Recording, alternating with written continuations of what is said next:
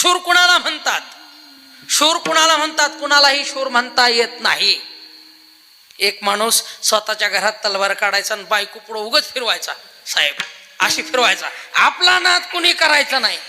उघडनंगी तलवार काढायचा, बायको म्हणायची उग गप बसा.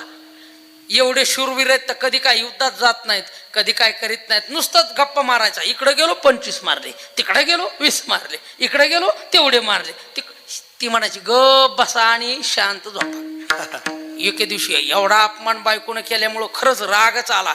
घेतली महाराज तलवार, युद्ध चालू होतं. गेला सप्प सप्प, हात तोड पाय तोड, हात तोड पाय तोड, असा ढिगच केला. 25 हातन पाय बांधले, गठुडं बांधलं, आणलं बायको पुढं आदळीलं आणि म्हणले बघ बघ तू काय म्हणत होतीस, बघ एवढे मारले आणि बघ हे पुरावा. ते म्हणले मग एवढे हातन पाय आणण्यापेक्षा मुंडकेच का नाही आणले तोडून? ते म्हणले नाही, म्हणले मुंडके अगोदरच नेलते कोणीतरी.